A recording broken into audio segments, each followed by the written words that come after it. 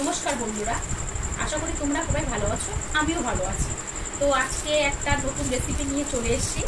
পটল আলু ধনেপাতা দিয়ে একটা নতুন রান্না। যারা নতুন নতুন রান্না করতে শিখছো বা রান্না করো, তারা এটা ঝটপট তৈরি করে নাও।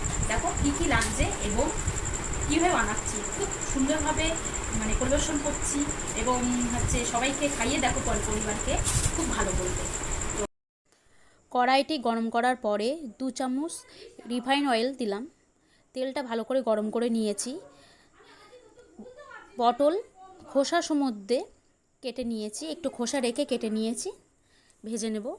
একটু লবণ একটু হলুদ দিয়ে ভেজে নিচ্ছি। অল্প হলুদ আর অল্প লবণ দিয়ে ভেজে নেবে ভালোভাবে। মোটামুটি একটু লাল লাল পর্যন্ত একটু অপেক্ষা করবে, ধীরে ধীরে ভাজবে আস্তে আস্তে, নাহলে জোর দিলে পটলটা পুড়ে যেতে পারে।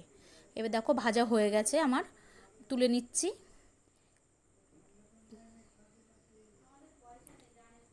এরপরে আমি একটা গোটা আলু, যে যেরকম লাগবে, আমি যেমন লাগবে, একটা গোটা আলু, একটু বড় সাইজের আমি আলু নিয়েছি, তাতে ছোট ছোট করে কেটে ডুমো ডুমো করে কেটে নিয়ে এটাও ভেজে নিচ্ছি। দেখো আলুটাও আমি ভেজে নিয়েছি, কেমনভাবে সুন্দরভাবে ভেজে নিয়েছি। এবার কড়াইতে আরেকটু 1 চামচের মতন তেল দিলাম। তেল দেওয়ার পরে একটু ফোড়ন দেবো। এবার আমি কী ফোড়ন দিচ্ছি সেটা দেখে নাও। তেজপাতা, গোটা গরম মশলা এবং ওটা শুকনো লঙ্কা, আর সঙ্গে আছে জিরে ফোড়ন। তার মধ্যে একটু হিং দিয়ে দিলাম। হিংটা দেওয়ার কারণ টেস্টটা অন্যরকম হবে।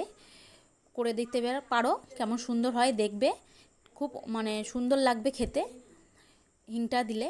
এবার একটু আদা আর একটু ধনেপাতা দিলাম ওর ভেতরে, অল্প আদা আর অল্প ধনেপাতা দিয়ে 1 চামচ মতন দিয়ে দিলাম।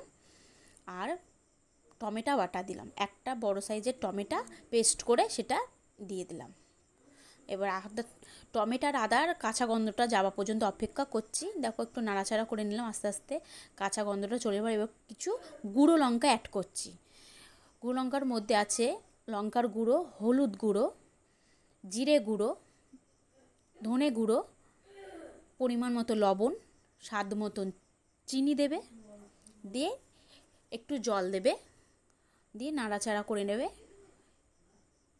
এবার একসঙ্গে জলটা দেবে না, বেশি করে জল দিয়ে মশলা করলে না ভালো লাগবে না। একটু অল্প অল্প করে জল দিয়ে নাড়াচাড়া করে মশলাটা তৈরি করবে। এই জন্য আমি একটু জল দিয়ে দিলাম, একটু নাড়াচাড়া করে নেবে, দেখবে ভালো হবে। দেখো মশলাটা কি সুন্দর হয়ে গেছে, তেলটা ছেড়েও এসছে, আর কি গন্ধটা খুব সুন্দর বার হবে। আর বেশি জল দিয়ে করলে কি ভালো লাগবে না। আর তলায় আস্তে দিয়ে করবে, গ্যাসটাকে আস্তে দিয়ে করবে, কারণ পুড়ে যাবে না। আর তেল দেখো আস্তে আস্তে ছেড়ে এসছে। এরপরে ভেজে রাখা পটল আর আলু দিয়ে দিলাম। এবার ওটাকে কষিয়ে নিচ্ছি ভালোভাবে মশলার সঙ্গে। আমি আলু পটলটা ভালো করে কষিয়ে নিচ্ছি।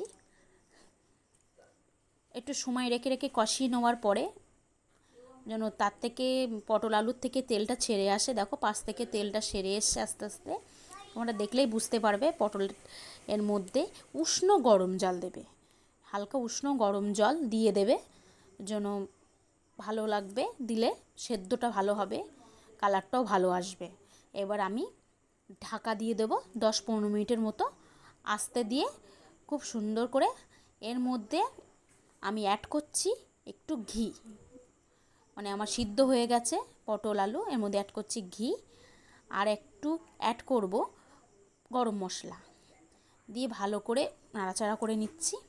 এটা একটা অনুষ্ঠান বাড়িতে বলো বা নিরামিষ বাড়িতে রান্না করতে বলো, খুব সুন্দর খেতে হবে।